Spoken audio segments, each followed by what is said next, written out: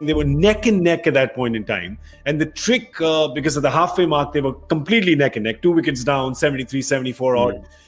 But Simon, what we were talking about was the phase that is 11 to 14 was very important for Hyderabad, because that's where they managed to slow Mumbai down, 22 runs only. And the same thing happened. It was just exactly the same. I mean, they just fell.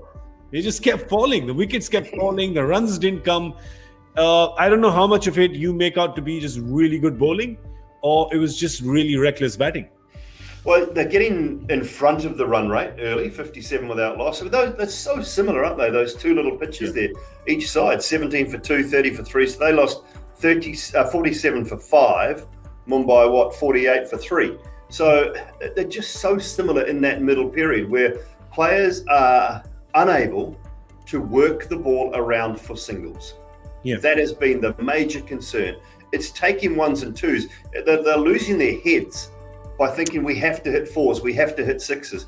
The ability to go down the wicket to the spinners and just push one to long on, to long off, it's been missing. It's disappeared, and it's meant that all these sides are paying the price. And we talked about getting off to a great start, Harsha. They got off to that start that should have won them the game, but again, it just hasn't. Dooley, players from another generation look at this crop of players and say, I wish I could clear the boundary like that. I mean, look at the strength, look at the timing.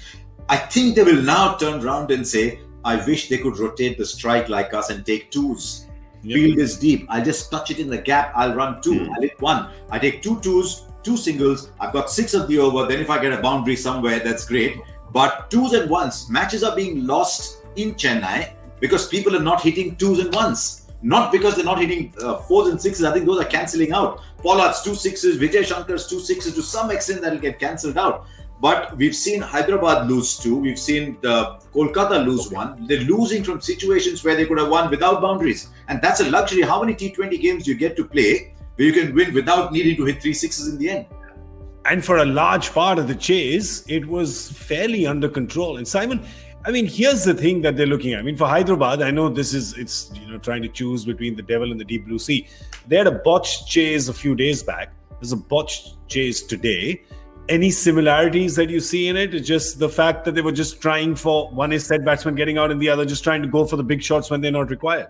Yeah, a bit of both, isn't it? I mean, get into a position where they should be winning the game. Bairstow, look, a little bit unlucky, you would say, just got too deep in his crease. And Warner again, though, Warner will be so disappointed with himself getting out after a lot of the job was done. His job was to bat through the innings and see his side home. He was disappointed with the performance in the last game after he got out, then they collapsed.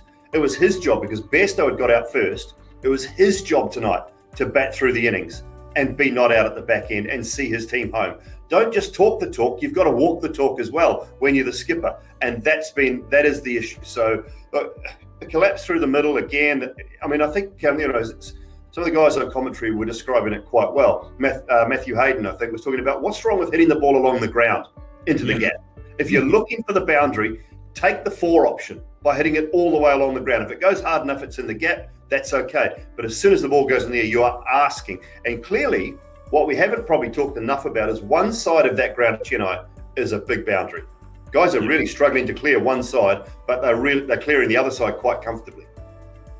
I'll tell you one other thing. Sorry, Gaurav. If one side is that big, it also means the spaces between fielders on the boundary are that big. Yes. And so the twos come into play very easily on the larger side. So if you keep hitting twos, I mean, 6 twos is 12. You hit 5 twos, it's 10. You hit 4 twos, 8. 8 is good enough here.